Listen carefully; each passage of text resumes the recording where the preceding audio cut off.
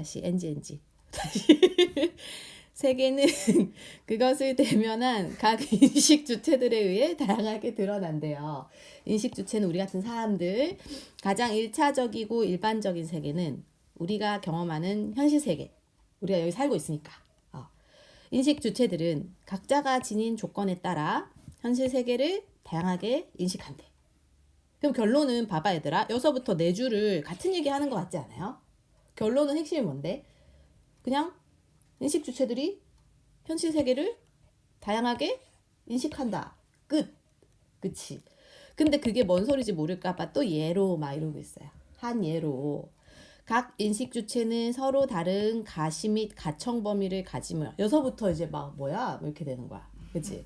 그러니까 만약에 너희가 어떤 비문학을 읽었어. 근데 예로 전까지 이해를 했으면 여기 좀 빨리 넘겨도 돼 사실. 저기서 낚시를 당할 필요가 없어요.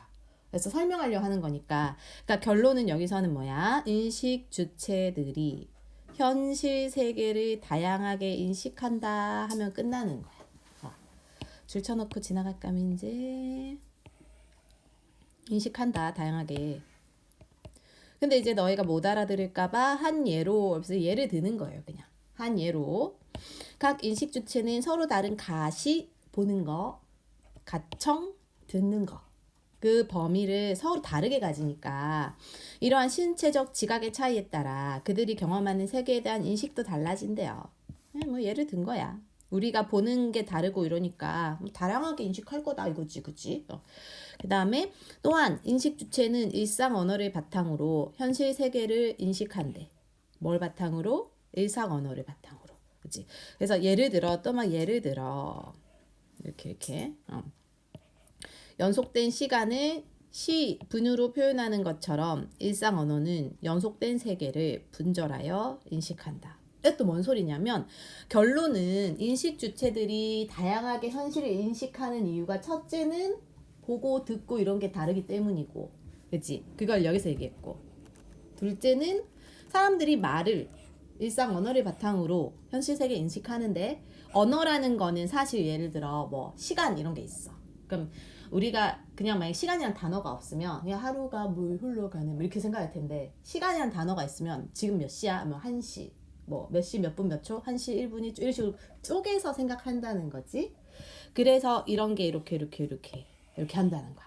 그럼 결론은 사람들이 현실 세계를 다양하게 인식하는 거는 첫째는 이런 게 다르고 이런 게 다르고 언어가 다르고 이런 것 때문에 그렇다. 뭐 그런 얘기 하는 거예요.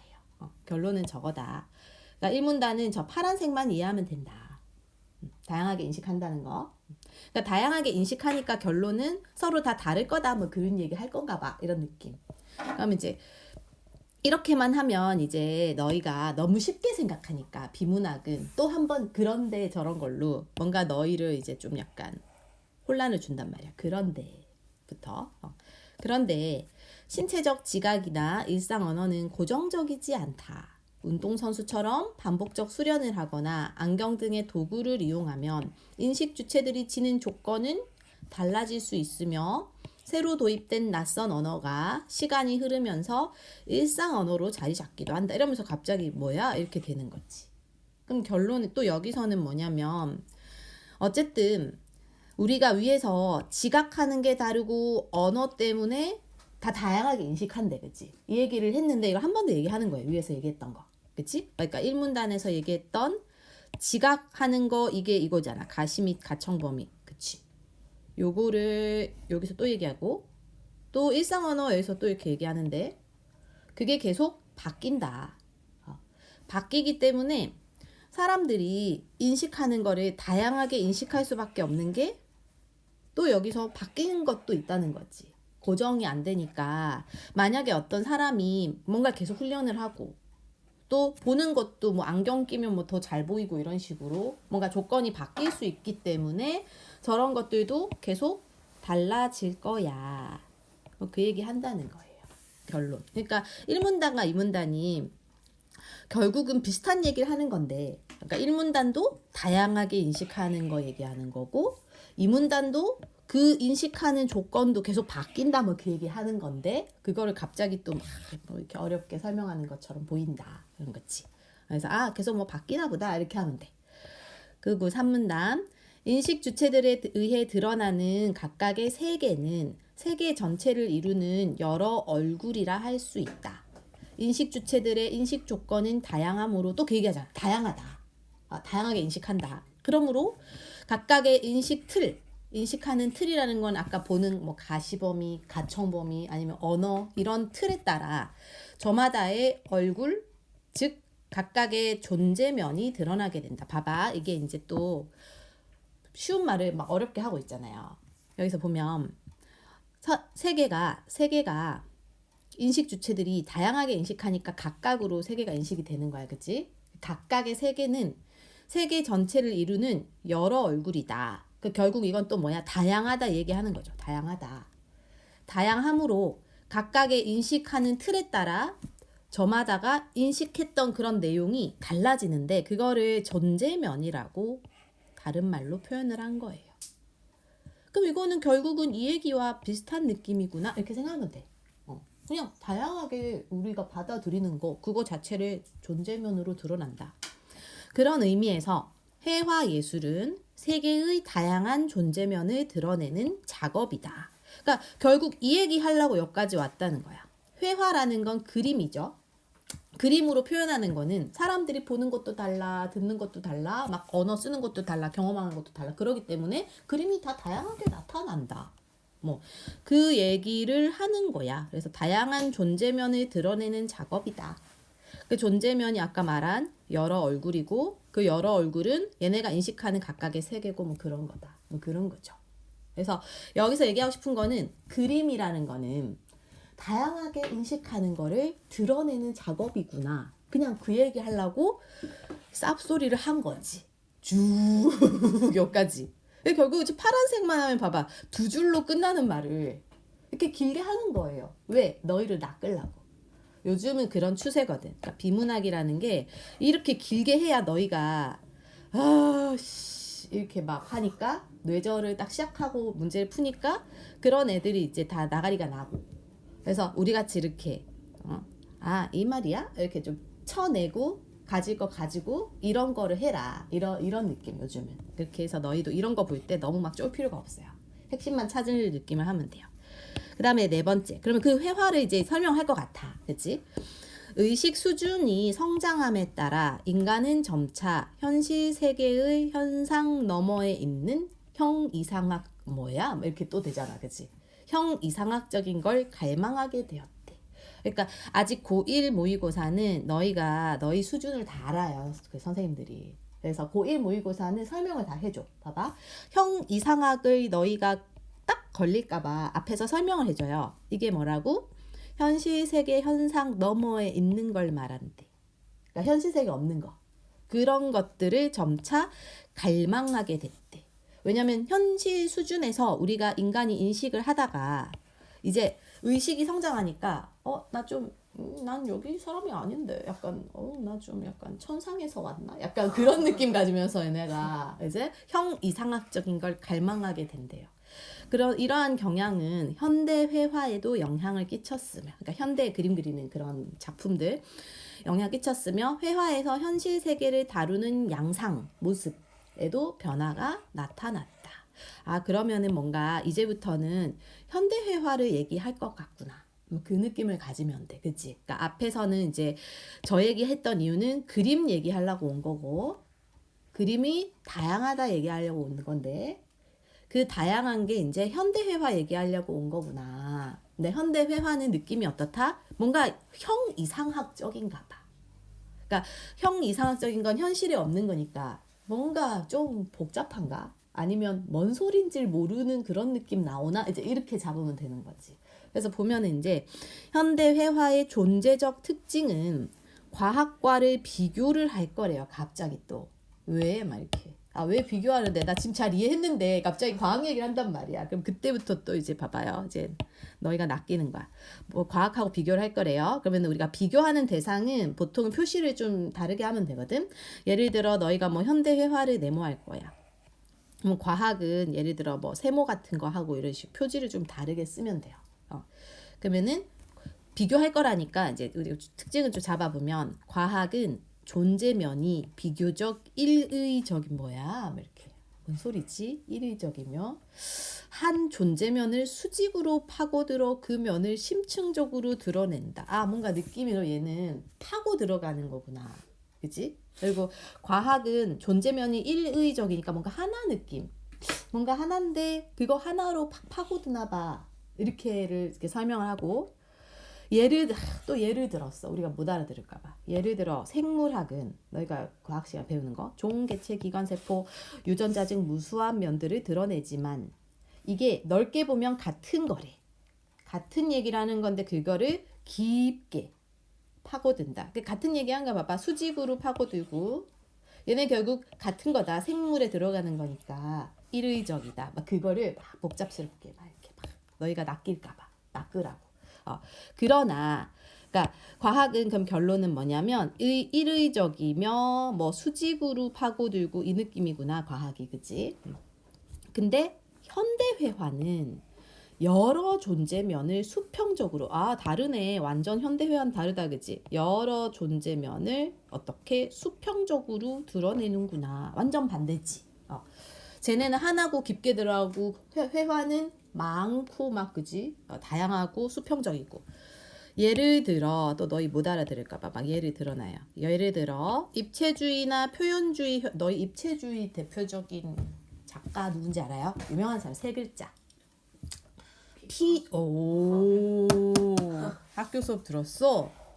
원래 약간 상식 학교 수업 들었구만. 그러니까 입체주의 대표적인 사람이 피카소거든. 피카소 그림 자체가 되게 좀 뭐야? 이런 약간 그런 느낌이 있단 말이야. 그래서 입체주의나 표현주의 현대화를 보면 하나의 그림 위에 일상의 현실 세계와 상상에 의한 가능 세계가 혼재해 있대요. 그러니까 뭐 예를 들어 그림 자체가 작품이 있으면 작품에서 일상도 있고 막 이렇게 막 반반 얼굴 쪼개갖고 막 그림 그리고 이런 작품 있단 말이야. 피카소 그림에서 한쪽은 뭐 막 이렇게 웃고 있는 한쪽은 막 울고 있고 이런 이게 있다고. 그러니까 한쪽은 현실에서 지가 웃고 있는데 뒤에서는 상상해서 울고 있다. 막 이런 느낌 막 드러내고 이런 그림들이 있어요. 그래서 이런 거에 섞여 있다. 결국은 섞여 있다. 그치? 그래서 현실 세계의 실제 올라가서 실제를 있는 그대로 재현하고자 했던 전통회화와 다르니까 현대를 그대로 드러내는 게 옛날 그림이면 현대회화는 그걸 바꾸고 과장하고 이런 걸 통해서 실제와는 다른 방식으로 현 세계들을 조합해 갔대요. 그런 거를 뭐라 하냐면 추상성이래. 결론 현대회화는 어떻다? 성격이 추상적인데 이 추상적인 거는 어떤 거다? 현실을 변형하거나 과장해서 다른 방식으로 조합하는 거. 결론은 현실과 다른 거. 그치?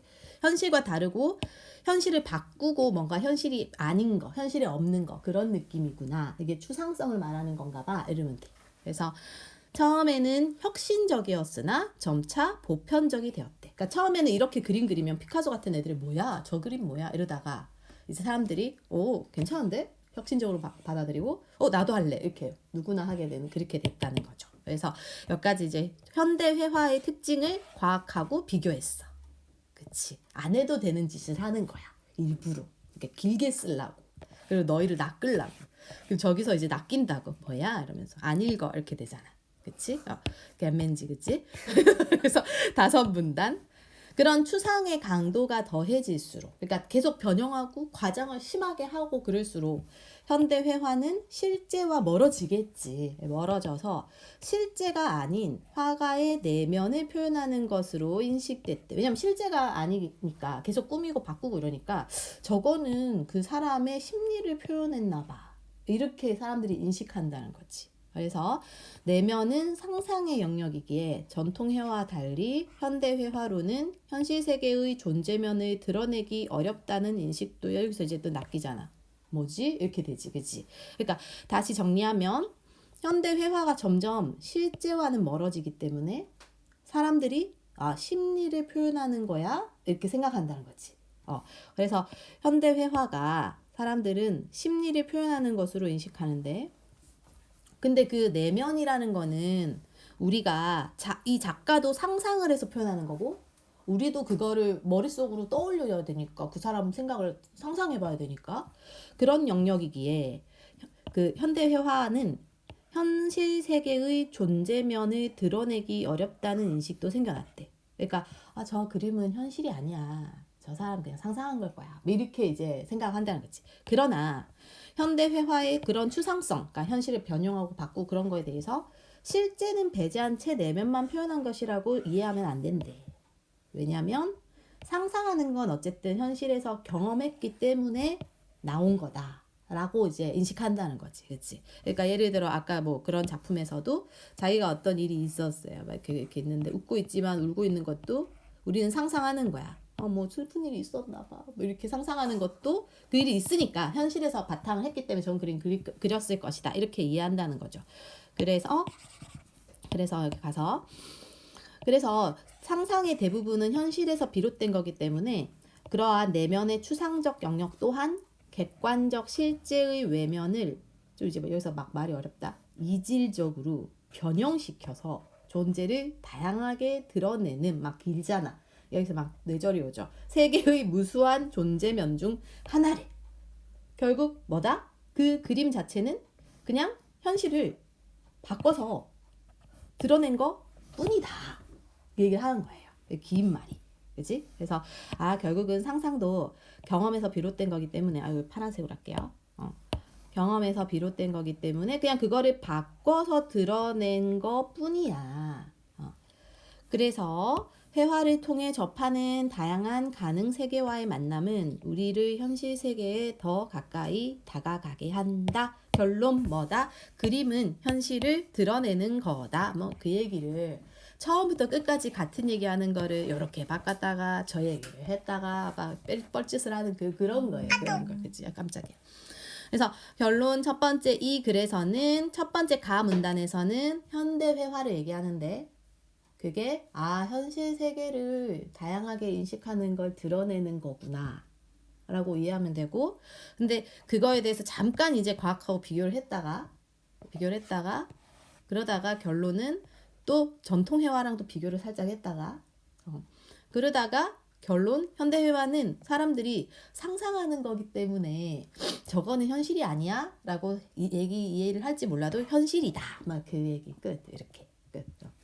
지금 그다음 두 번째 이번엔 또 그림 얘기하는데요. 첫 번째 문단 회화는 캠퍼스 위에 물감으로 색과 형태를 드러낸 가시적 존재지만 가시적 볼 수 있는 거 그치? 회화의 의미가 창작자의 주관이나 감상자의 주관에 따라 다양하게 형성된다는 점에서 비가시적 존재이기도 하다. 뭐지? 갑자기 그지? 다시 그림이 우리가 볼 수 있는 존재이기도 하면서 또 우리는 그것을 의미 같은 거 그러니까 만든 사람이 저 왜 만들었지? 그런 거 생각하거나 또는 우리가 감상하는 것도 이 사람이 만든 의도가 있겠지만 우리가 감상할 때 우리의 경험에 따라 다르게 볼 수도 있잖아. 그래서 그런 거에 따라 의미 자체가 다양하게 형성된다는 점에서 비가시적인 존재이기도 하대요. 그 얘기하는 거야. 결론 회화의 특징을 얘기하네요. 볼 수 있는 존재지만 반대로 볼 수 없는 존재이기도 한 거야. 볼 수 없는 존재라는 거는 그냥 말 그대로 비가시적인 거를 저 단어로 이해하지 말고 볼 수 없는 존재다가 아니라 그 속에 의미를 우리가 다양하게 인식하기 때문이니 그지? 의미를 다양하게 인식하니까 의미를 해석하는 그런 게 그림이야. 그렇다고 이제 해석을 한다는 거지. 그러니까 그냥 단순히 보는 것도 있지만 의미를 해석하는 걸로는 그냥 비가시적인 존재다. 그 얘기 한다. 두 번째, 전통 회화는 회화의 가시적 속성, 전통 회화는 회화의 가시적 속성으로 객관적 세계 외면을 사실적으로 재현하는 데 주목했대요. 그러니까 옛날 그림은 예를 들어 뭐 정선의 뭐 그런 금강재색도 이런 거, 금강산 보고 이런 느낌. 그래서 약간 옛날에는 그림을 약간 사진처럼 우리가 지금의 사진처럼 이해를 했거든. 그래서 저런 곳이 있어? 이렇게를 보는 걸로 우리가 재현하는 데 주목했는데 그에 반해 현대 회화는 회화의 가시적 속성을 통해 화가의 비가시적 내면을 드러내는 데 치중한대요. 그러니까 회화의 가시적 속성은 뭐냐면 그냥 그림 자체 볼 수 있는 그림을 통해서 그 사람이 저걸 왜 그렸지? 이거를 파악하는 게 오히려 초점이래. 뭐는 현대 회화는 그치? 그래서 두 번째 느낌은 두 번째 문단은 현대 회화는 어떠하다? 비가시적 내면을 드러내는 게 더 중요하다. 치중이 되어 있다. 맨제 맨제 입지적 현대 입지적이요. 화가들이 자신만의 관념적 세계를 가시화한 결과물. 자신만의 관념적 세계는 그냥 자기 생각을 드러낸 결과일 뿐이다.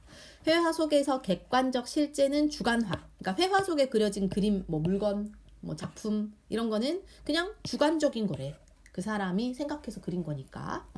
현대 회화의 화가들은 현실에서 목격하는 일상의 모습이 비대칭적이고 되게 혼란스럽더라도 일부러 대칭을 만들거나 현실을 조작하는 등의 방법으로 비현실적 허구를 표현해내고자 했다.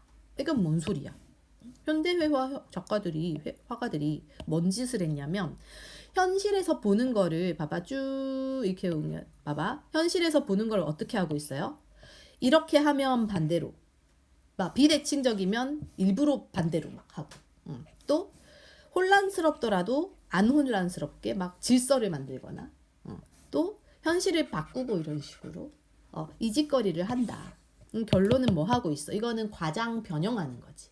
그럼 과장 변형 앞에서 나왔네. 여기서도 그게 무슨 성이라고 나왔어요? 과장하고 변형하는 게 추상성. 현실이 없는 거. 근데 그 얘기 또 하고 있거든 여기서. 그치? 그래서 이것도 바로 같은 얘기다. 뭐다? 추상화라는 거지. 그래서 지금 이 선생님 과로했던 게 모두 다 뭐다? 추상화. 그래서 현대 회화 얘기를 또 하면서 그거는 그냥 비가시적. 저건 뭔데? 주관적인 거다. 주관적인 특성이 있다라는 거 얘기하다가 그러면서 그렇기 때문에 현실을 계속 바꾼다. 변형하고 바꾼다. 뭐 그 얘기하는 거구나. 이러면 돼요. 그러니까 추상화는 변형이다. 조작이다. 바꾼다. 과장이다. 이런 느낌 가지면 돼. 이 글에서는. 그치? 그래서 그렇기 때문에 이렇게 바꾸니까 그래서 예술은 객관적 현실로부터 점차 멀어져가는 경향을 보였대. 그렇지. 당연히 바꾸니까 멀어지지. 그치? 그렇구나. 근데 자, 세 번째 문단. 그래서 저러한 것들을 이 글 쓴 사람은 현실과 예술을 분리했다고 이제 생각하는 거지. 멀어졌다. 예술과 현실은 멀어졌다. 떨어졌다. 그래서 현실과 예술과 현실의 분리는 뭐에서 와요? 추상화 때문에 온 거지. 계속 바꾸니까. 분리는 회화뿐만 아니라 음악에서도 갑자기 음악? 또 갑자기 음악 얘기를 할 건가 봐. 왜 음악 얘기를 할까요? 너희를 낚으려고. 너희에게 혼란을 주려고.